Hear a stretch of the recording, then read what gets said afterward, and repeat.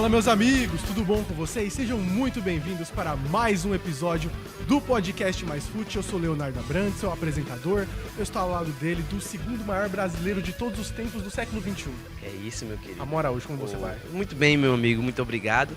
Não entendi porque eu sou o segundo, né? Estou atrás de quem? Só pra saber. Jesus Cristo? Não é brasileiro, mas ele é de todos, né? Ah, é verdade, é brasileiro, né? Então, Eu esqueci. nascido em território brasileiro. Acho que na sua frente, cara, a gente pode colocar... O Edson Arantes do Nascimento, você acha que dá? Também não é século XXI, né? A gente tem... É verdade, tem que ser um pouco mais atual, né? Cara, acho que Isaac Duvine. Pode ser. Ou Neymar Júnior, né? Neymar não é desse século. É, do século passado ainda, é verdade. Não, mas eu sou do século passado, pô, sou 98. Tem Gugu Gaiteiro também. Olha aí. Eu sou muito fã dele. Então, eu tenho que estar no outro século, pô. No caso, você vai ser, é né? verdade. Eu também não. Eu sou 98. Eu nasci em 2000.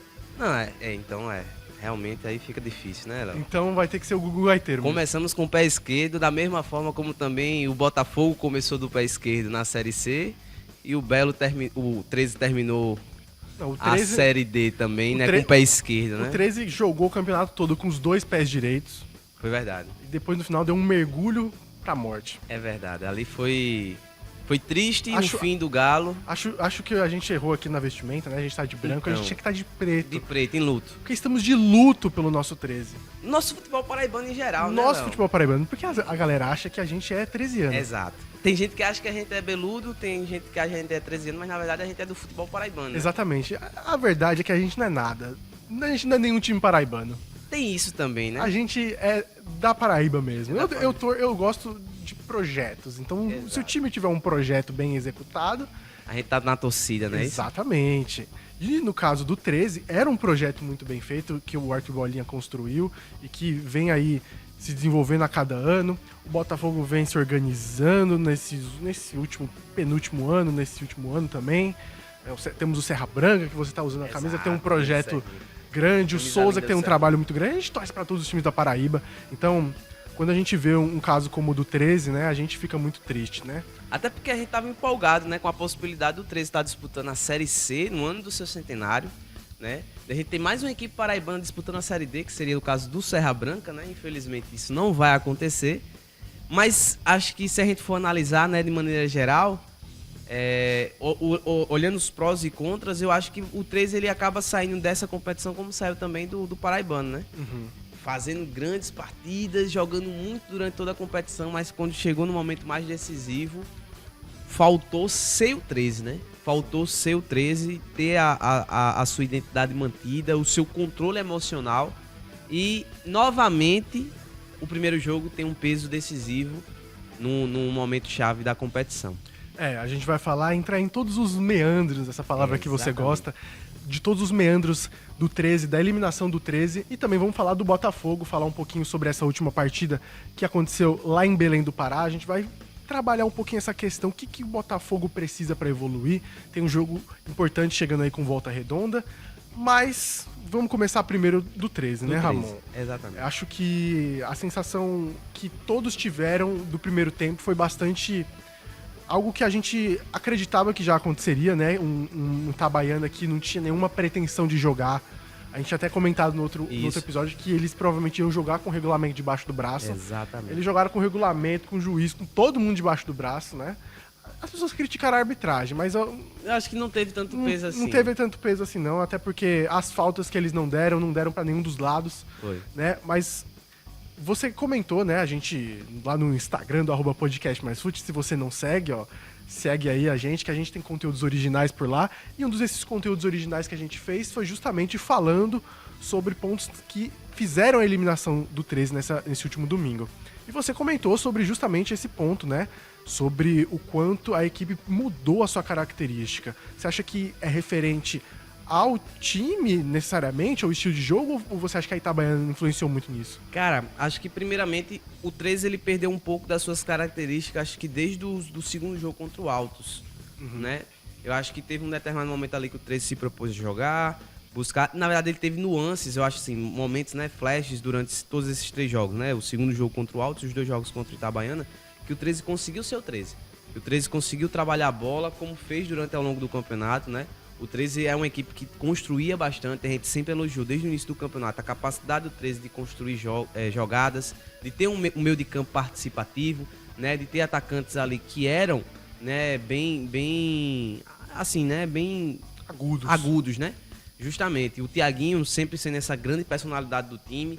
E eu acho que nesse jogo exclusivo, especificamente contra o Itabaiana, a gente viu muitas vezes, né? O Thiaguinho era aquele cara que quando ele pegava a bola, a torcida se levantava, porque poderia sair algo diferente. E ele tentava. Inúmeras vezes, né, o Thiaguinho tentou aquela bola onde ele trazia por dentro, buscava fazer uma tabela ali com um jogador referência, né? Na grande maioria das vezes o Wallace Pernambucano, ou outro jogador que estivesse por ali, para tabelar e receber ali em condições de finalizar em gol. Só que essas jogadas foram pouco exploradas, ou quando o Thiaguinho criava esse tipo de jogada, ele não recebia a bola de volta, né? E aí o 13 começou a jogar muita bola na área, claro, principalmente por conta da questão da pressão para conseguir o resultado. O time precisava conseguir esse resultado de imediato. Acho que talvez o que o 13 mais buscou no início foi ter um primeiro gol logo de cara. Porque acho que depois do primeiro gol a equipe ia conseguir colocar um fogaréu a mais no jogo. Só que aí o grande problema foi esse. Eu acho que não era o estilo do 13 para aquele momento. O 13 tinha o Wallace Pernambucano como jogador referência dentro da área, mas você pega o Thiago Alagoano, ele é um jogador mais baixo, né? Apesar de ser muito bom na jogada aérea. E em certos momentos ele entrou dentro da área junto com o Wallace Pernambucano. Exatamente. Não à toa que depois ele acabou até sumindo na partida, né? A gente viu pouquíssimo dele. Ele é um jogador que costuma jogar ali pela ponta, mas consegue fazer cobrir essa área central, e a gente acho que faltou um pouco dele, porque ele é um jogador assim muito importante pro 13, ele fez muitos gols nessa temporada, e se ele tivesse talvez permanecido ali aberto, talvez fosse um jogador que gerasse mais jogo, mais do que, por exemplo, a gente viu muito o Ayrton, né, jogando, o Van tentando muitos cruzamentos, né? Acho que se a gente tivesse, obviamente, por conta do Itabaiana, né, o Itabaiana tava jogando muito fechado, teve momentos que o Itabaiana tinha uma linha de 6 jogadores, o que é tipo, muito difícil de segurar. Linha de 6 jogadores com mais 3 a 4 jogadores ali para fechar a parte central do campo. Então era muito difícil. Mas a gente tinha que imaginar assim que talvez não necessariamente mais atacantes funcionava. Até porque, eu não sei se você percebeu, Ramon, a equipe melhorou muito quando o Yamada entrou. Quando o Yamada entrou, parece que o Thiaguinho, o peso que o Thiaguinho tinha de construir as jogadas, de fazer aquele time andar, se dissipou. Parece que o Yamada ajudou nessa função, né? E a gente via muito o Thiaguinho saindo da grande área. Eu queria ter visto o Thiaguinho mais próximo da área. Ali um pouquinho na reta final a gente viu ele pegando um pouco, criando uma jogada ali pela ponta direita, mas era bom ter o Thiaguinho que lá na frente. Exato. E alguém do lado dele para poder construir. Talvez esse cara tinha que ter sido o Yamada desde o começo do jogo, né? Exato. Assim, são 2 pontos que eu preciso destacar, inclusive é interessante. Quando você tocou, eu me lembrei aqui. Achei muito errado, inúmeras vezes, o Thiaguinho ter que vir no meio de campo buscar a bola. Acho muito errado, porque ficou nitidamente que na reta final do jogo, o Thiaguinho tava morto. Assim, ele tava cansado.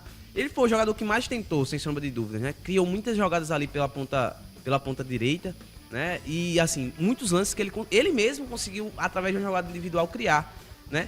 Mas eu acho que faltou mais preservar o Thiaguinho, muitas vezes, nesse momento, né? Eu acho que ele voltava muitas vezes e cansou bastante nessa questão de construção de jogada. E ainda, muitas vezes, eu achei que também faltou um pouco mais do Van e do próprio Gui Campana apoiarem mais o Thiaguinho ali numa triangulação, né? Numa troca de passes.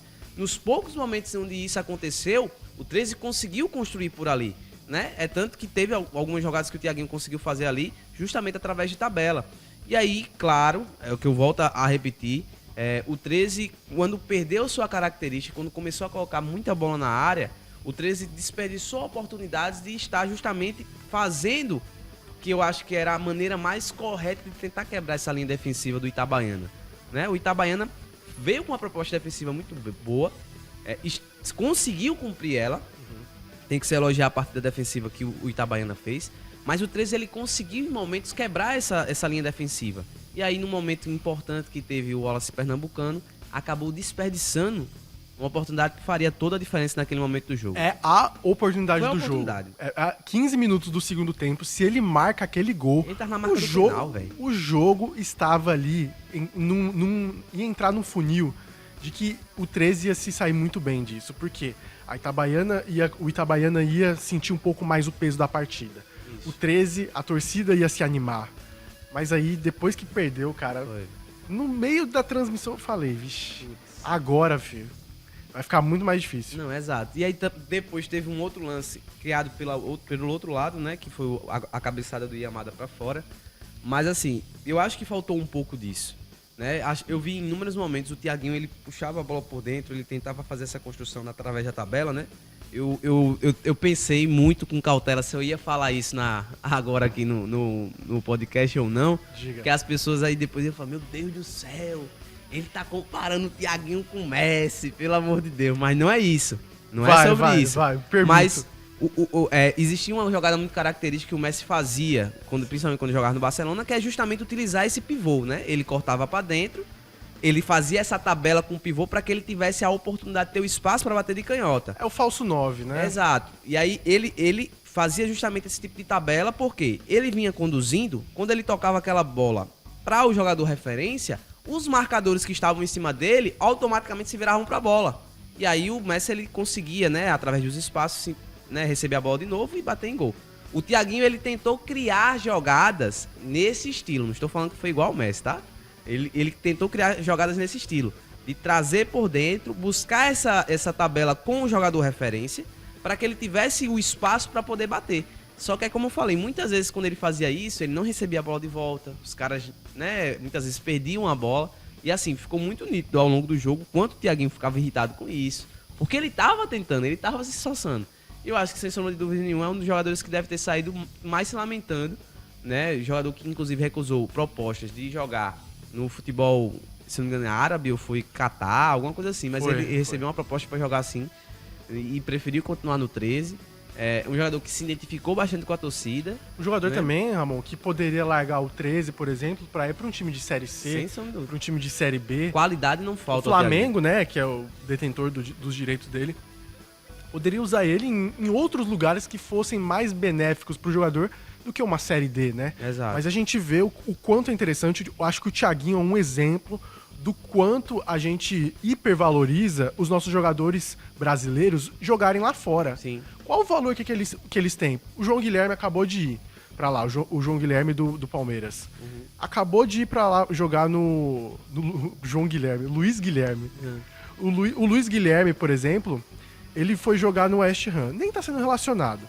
O Endrick vai ter pouco espaço no Real Madrid. Já fez gol, pode entrar num jogo ou outro, mas vai ter pouco espaço, não adianta.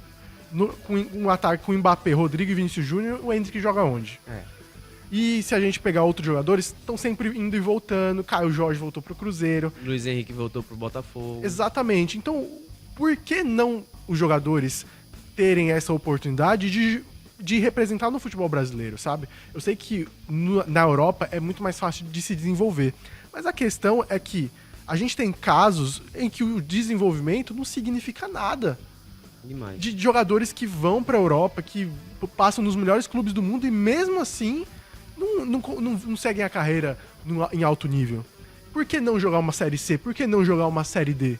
Sabe? O que o Thiaguinho fez é honrável, até porque muitos jogadores têm essa questão, assim, o ego deles, eu vou jogar lá fora, né? Eu vou luxar na França. Não, ele foi aqui pra Campina Grande e fez sucesso. Ele vai vir muito preparado pra jogar uma Série B, quem sabe ano que vem, um jogador diferenciado. Um jogador que se jogasse no Botafogo, por exemplo, que é um nível acima do 13, no sentido de divisão, seria ali, cara, se não fosse titular, era um 12º jogador, sabe? Exatamente, e assim... quando você olha também, né?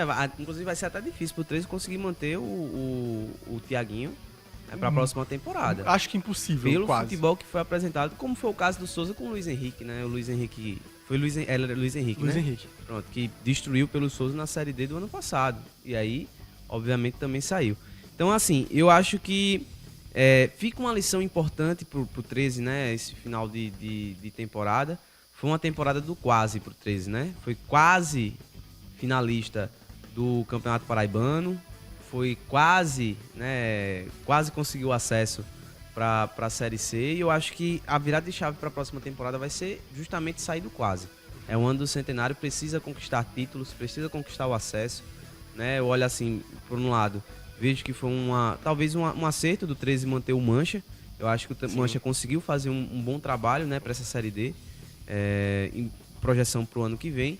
Não sei se vai ser o Vaguinho Dias vai ser mantido, né? Não sei se a torcida vai querer a permanência, se vai ter clima para a permanência do treinador, até porque muitos torcedores estão associando, né, a queda do 13 nas quartas finais a algumas escolhas do próprio Vaguinho. Tem outros que associam a própria diretoria por não ter feito contratações. Eu acho que esse é até um ponto a se pensar. Será que o 13 não deveria ter buscado mais reforços, né? Não porque o time não estava bem, mas porque, quer queira, quer não, momentos como esse, você precisa ter outros recursos, né? Outros jogadores que você pode tentar colocar na partida e pode mudar o jogo, né? Eu elogio o Botafogo daqui porque você tem um elenco muito recheado de boas peças, de bons nomes que podem entrar e mudar o jogo. Eu acho que talvez pro 13 se confiou demais naqueles que conseguiram, em um determinado momento do campeonato, entrar do banco e ajudar a agregar. Mas eu acho que nessa reta final faltou alguns jogadores, principalmente também porque, Léo, teve muitos jogadores do 13 que estavam voltando de lesão, né? Não pegaram tanto ritmo, passaram um tempo parado e aí voltaram para esse momento decisivo. E a queda de rendimento foi clara de alguns jogadores que já eram parte do time titular. Então acho que isso é uma coisa, talvez, uma reflexão para a próxima temporada. Será que nos momentos mais decisivos, né, não é interessante gastar um pouco mais para depois você colher mais ainda? É uma reflexão, acho que fica aí para a diretoria do 13. E também uma última reflexão para a gente fechar esse assunto, Ramon. A reflexão da Paraíba na Série D. Sim. A gente tá aqui cobrindo o futebol paraibano há pouco tempo, né? A gente somos jovens jornalistas e a gente, do que a gente já cobriu, a gente já teve dois traumas, né, Ramon? Exato. 2 decisões em casa, onde a Paraíba perdeu. Onde a Paraíba foi eliminada, bateu na trave. Souza no ano passado, 13 nesse ano.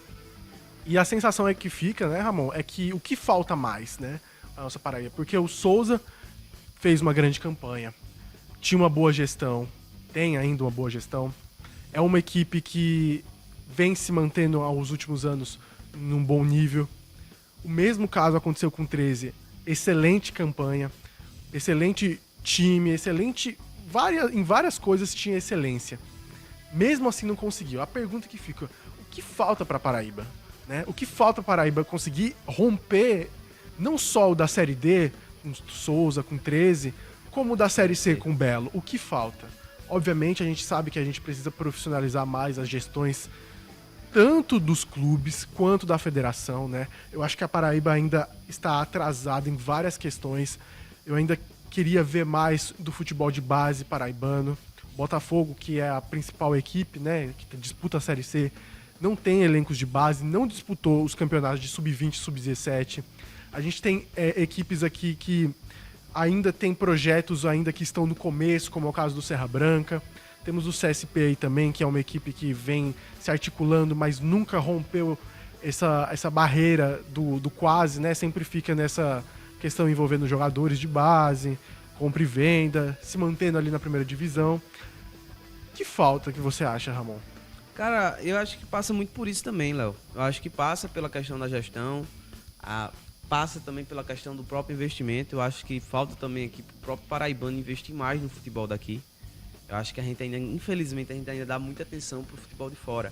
A gente valoriza muito mais o futebol do sul, do nosso país, né, sul, sudeste, e a gente ainda valoriza pouco o futebol daqui, né? Eu acho que se... Até mesmo, eu digo quando eu falo empresários no sentido de investimento, de patrocínio, né? Não necessariamente que todos os clubes paraibanos precisam virar SAFs, né? Mas que os empresários eles possam comprar mais essa ideia, né? E os clubes também se abram mais a receber investimento de empresários, né? Eu acho que é um risco, claro, porque você pode acabar dentro desse processo, colocar o poder do clube dentro da mão de alguns empresários, mas venhamos e convenhamos, né?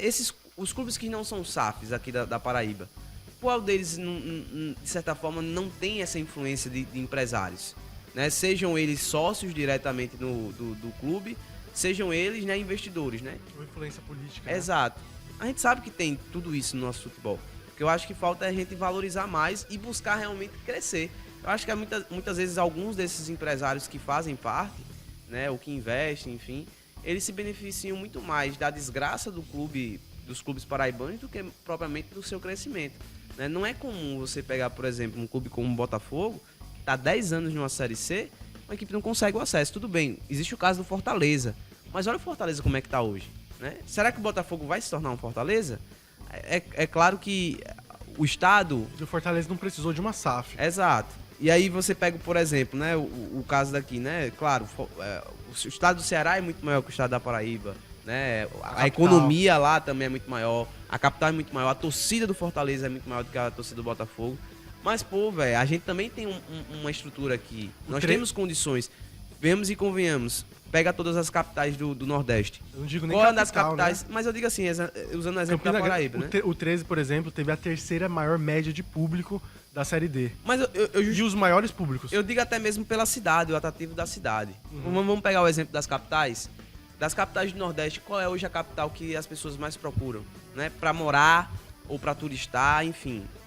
É João Pessoa, né? Inclusive saiu um dado recente sobre isso. Então é uma cidade atrativa. Não tem como você dizer que é uma cidade atrativa para que jogadores de qualidade venham para cá, né? E aí o que falta é realmente esse trabalho. Às vezes um estádio mais estruturado para comportar melhor o torcedor. Às vezes é um ingresso mais acessível, né? Você também permitir que os planos de sócio-torcedor eles tragam benefícios para os próprios torcedores, né? Porque muitas vezes o torcedor vai ver ali, vai fazer um sócio, mas qual o benefício que ele vai tirar daqui e dali? E também educação, né, Ramon? Exato. Assim, formar jogadores, formar treinadores e também criar um espaço onde que no futebol seja necessário o compromisso com a profissionalização, né? Exato. Então a gente tem que ver nos clubes executivos de futebol, pessoas especializadas, não ex-jogadores que estão ali e que manjam. Exato. São profissionais, tem pessoas que se formam nisso. Exato. Né? Preparadas. Pessoas que são, às vezes, formados em educação física e que fizeram cursos da CBF. Sim. São esse tipo de profissionalização. Analista de desempenho, número com base de dados, né? Análises qualitativas, que é diferente de quantitativas, né? A gente tem aí vários exemplos aí pelo futebol brasileiro, inclusive, de times que têm um olhar criterioso para futebol de base, para os dados, para jogadores. Recentemente, o Palmeiras, que aí é um dos maiores exemplos do futebol de base, tá envolvendo uma negociação com o Barcelona para pegar um jogador assim, de sub-20, sabe? Que assim, pode dar certo, pode dar errado, mas é um exemplo de que há esse monitoramento. Algo que a Paraíba também pode fazer, e é um negócio que eles têm que entrar em cooperação, obviamente, com a federação, porque tudo é em conjunto, né? Exato. É um negócio que a galera não entende muito, mas que é importante, assim, as equipes só vão evoluir, né? Eu tô falando das equipes aqui da Paraíba, elas só vão evoluir quando elas pensarem coletivamente. Quando elas pensarem coletivamente, sem ficar de briguinha, de birrinha, não, porque o Campinense, porque o 13, que o Botafogo.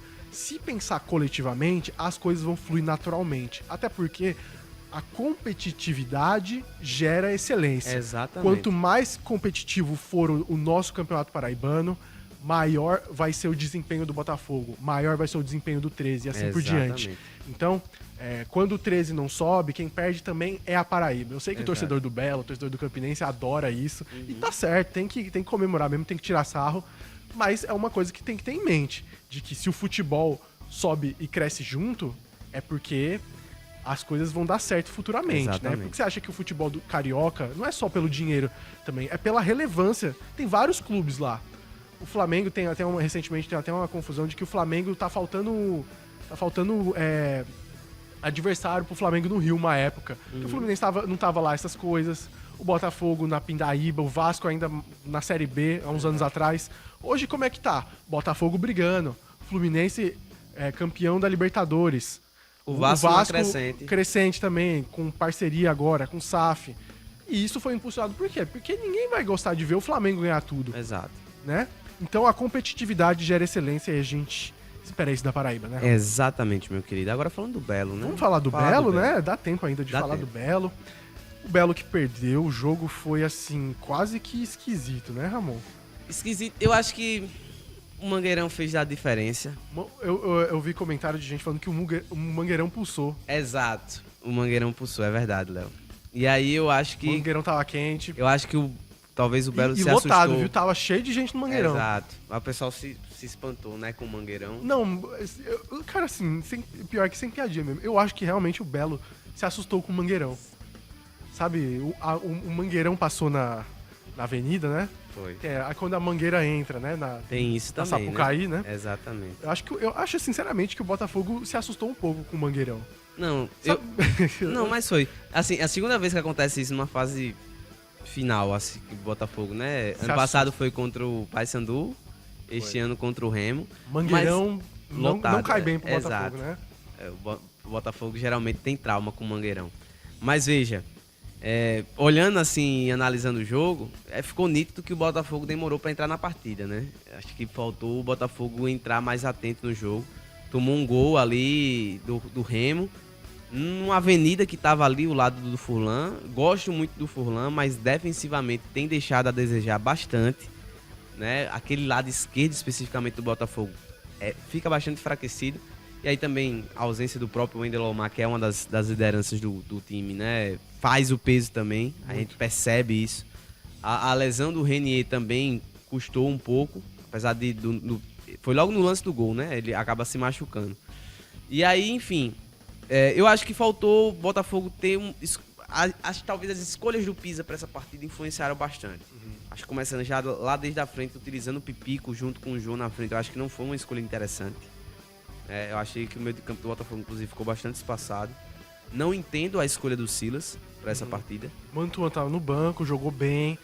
Sim, não, mas Formou assim, um meio campo que a gente aqui pagou pau, né? E assim, no último jogo. Acho o Silas um bom jogador, inclusive.